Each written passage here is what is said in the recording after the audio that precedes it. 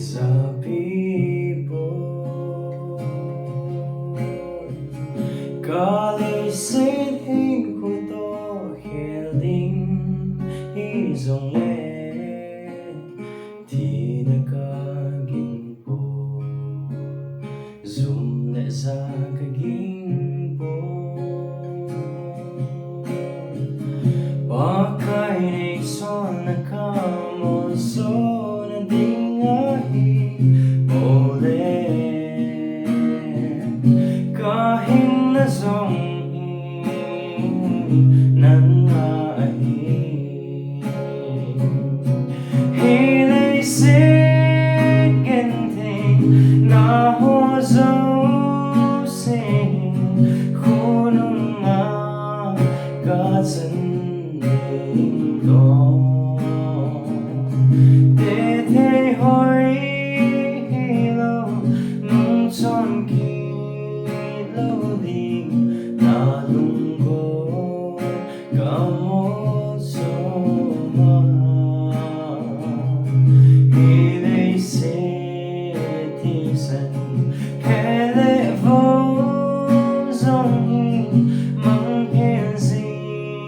dòng lệ nâng ca ta sân na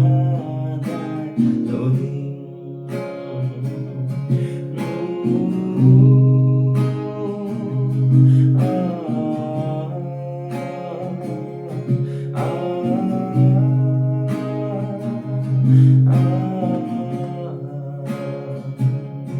Kahit na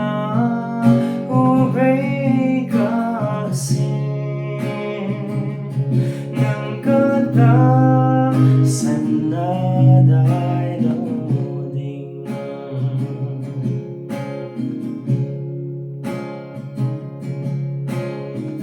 Hinna Thingpel Lenchung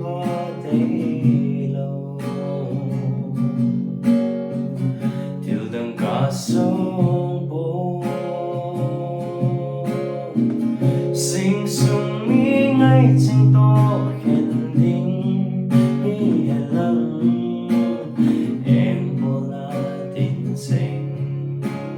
linh lệ khao bằng dòng lệ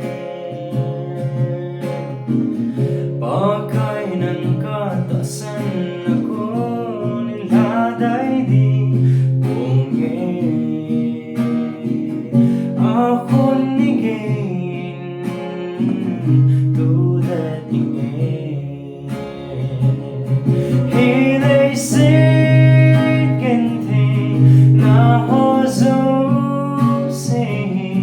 khunung ma ga chân to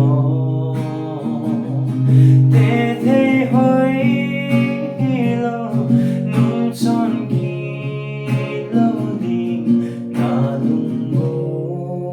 ga một số mà hi lấy xếp thì sân kẻ lệ vô dòng hi mang hiền gì dòng lệ nâng ca ta sân na đại lộ đình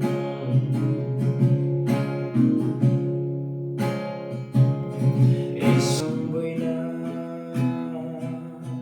gam sông bơi na lệ ha sét na tâm dinh dòng lệ ca ta sân na ca din đất na lệ ca ngay lút na đại đi lâu đình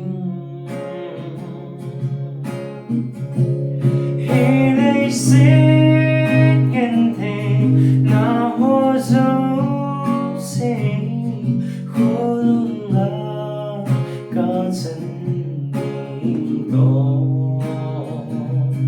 để thế hỏi lâu nung tròn kỳ lâu đi na lung cô cả một số mà